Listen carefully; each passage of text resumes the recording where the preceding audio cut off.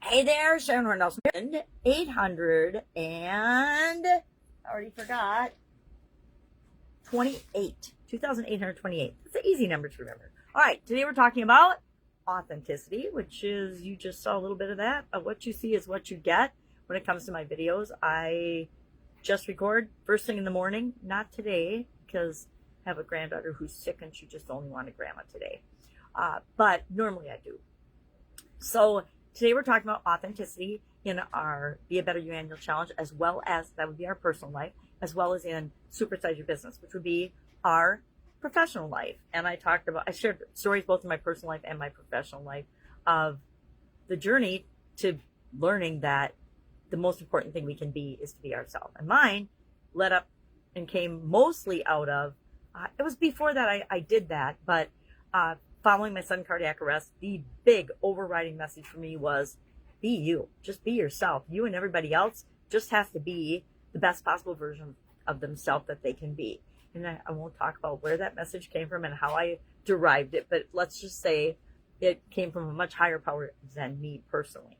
So today we're talking about authenticity. And I'm not talking about the fake vulnerability and the fake crap that people put online and do it for attention on social media, the dramatic political videos. I'm talking about real life, showing up, telling people, talking straight, this is what's happening, this is what has happened, this is the story and the experience I have with the particular thing you are now facing, and this is what I did about it. I don't know if that's the right solution for you, but there might be something in there, a nugget that you can use that drives you to find your own solution. Or it might be the solution for you. I don't know. It's like I teach different frameworks and things for looking at business and for looking at life and situations. And I always say, take this process, try it on for size, tweak it, test it, and make it your own. And then if it works for you, keep it. If it doesn't, look for something else. I think everybody should have some decision-making and problem-solving tools in their toolbox, ways to deal with challenges. And you should have more than one way to do it so that whatever the situation is, you can pick the right tool for you at that time. You know, everybody's got their favorite modality for different things. Everybody's got their favorite framework, their favorite strategy, their favorite one funnel away, one thing away. But there is no one size fits all for everybody. And we need to keep that in mind. We don't want to be treated like we are a commodity and you just do this, follow these steps and you will be successful. And then you get inside and you find out that, 90% of the people in the program have never had any success.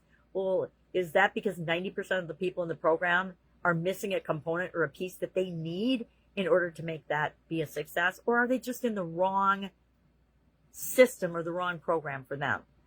It can be a combination of both. But I've sat in, I was talking to somebody about this the other day. I've been a part of, six-figure masterminds where some people did the things that were being taught and actually tried them on and made them their own and were successful.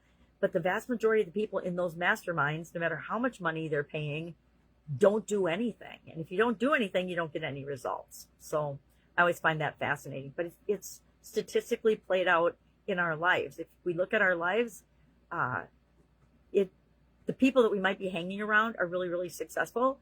But the vast majority of people on the planet are not super duper successful. And what we don't realize is that's always our choice. We can always choose to create the life that we want. So we're talking about authenticity today. I'm off on our tangent already. I did remember to do my card and my Wayne Dyer Everyday Wisdom for Success poll today and what's going to keep me going today.